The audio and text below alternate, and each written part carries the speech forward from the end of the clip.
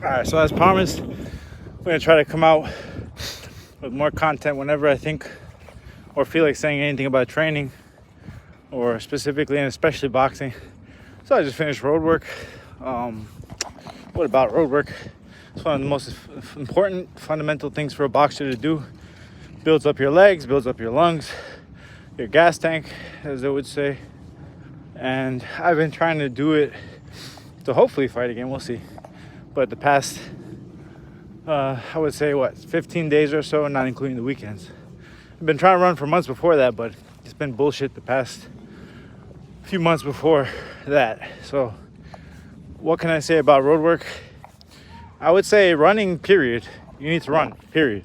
If you're a fighter, you're a boxer, I would say any other martial art, but we're not trying to argue because MMA people and they try to do their own, sport specific shit. I don't know. They don't believe in running, even though Muay Thai in Thailand and old school boxers have been doing for centuries. But the point is, you need to run, or if I may, do any type of cardio, because when you're in there in the ring, that's exactly what you're doing. You're breathing. You're using your cardiovascular system. When you're punching, kicking, whatever for other martial arts, but let's talk strictly boxing. Punching, defending, moving. And to be fair, punching is completely anaerobic, give or take. You're punching way too fast to actually breathe in, to use any oxygen. But it's more about the recovery in between flurries, in between punches, in between blocking and moving, and especially in between rounds, the break. So, to sum all this up, running, necessary. I don't care who you are, we can argue about this for days. Second thing on top of that, though, that a lot of people are missing for fight sports and boxing is that they'll just run, but they won't add any kind of sprinting, any kind of speeding up, switching in speed, but most importantly, a type of interval. It doesn't necessarily mean you need to run, sprint, and then go back to running. That's my favorite, and we'll talk about that right after. But anything you could do, you could sprint, do sprints, walk back, sprints, walk back, sprint and a slow jog, or you could do it inside the gym. Sprint and then go to the bag, punch, sprint and then jog around, do a flurry on the bag, and then do some kind of jogging instead on the treadmill.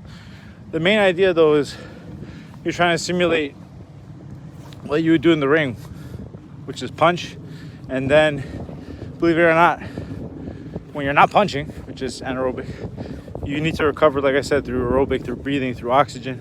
So when you're moving, you're just in your rhythm, and you're just waiting for a punch, you're watching them. Guess what? You're recovering. The breathing that you're doing is aerobic, and you're basically switching back and forth the whole time. And then especially in between the rounds, you're trying to recover as best you can, as fast as possible.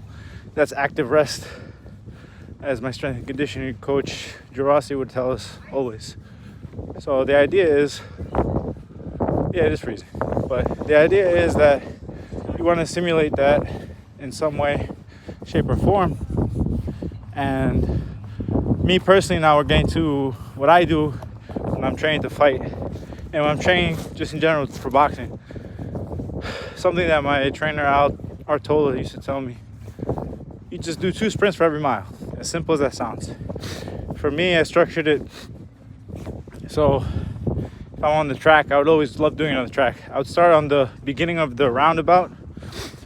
It's 400 meters, give or take. So start on the beginning of that, and then basically I would finish. Every lap finishes on a straightaway, right? So every second lap, the last 100 meters, I would sprint. So that would be exactly 0.5 miles every sprint, finishing out every second lap. And I would just do that. Now, some trainers will argue how many times a week you should run like that. You shouldn't do it every day. Maybe, minimum twice a week, no more than 3 or 4. Me, I would do it every day, unfortunately, Monday through Saturday. But I was always known for having the most stamina of anyone that I've fought or sparred. So it says a lot. And the caveat about that is, and I'll tell you, you don't have to run fast in between the sprints every day. And you don't have to sprint full on every day. The idea is just to switch from the 100 meters, give or take, back to running and vice versa. So the idea is that you want to get used to that, and every day I love doing it that way. And a lot of days I don't feel good, especially towards the end of the week, and I would be jogging a lot slower and I would barely be sprinting. I would just be speeding up the 100 meters. The idea is, though, you're training your cardiovascular system, and I'm going to look up more for myself and to explain things more scientifically for others, but I know for a fact that that trains your VO2 max to a high degree. But that's also why they say you shouldn't be doing it, that kind of run every day. But, you know, at the end of the day, just take my 2 cents for what it's worth. I know it works. And to those of you out there that are boxing or fighting in a sport, or maybe another sport that's similar in that kind of interval switching, try it. Give it a try for, minimum 2, 3, 4 weeks. I promise you it'd be a big difference. And if not, then you could, dislike this video after the month. But I promise you that won't be the case.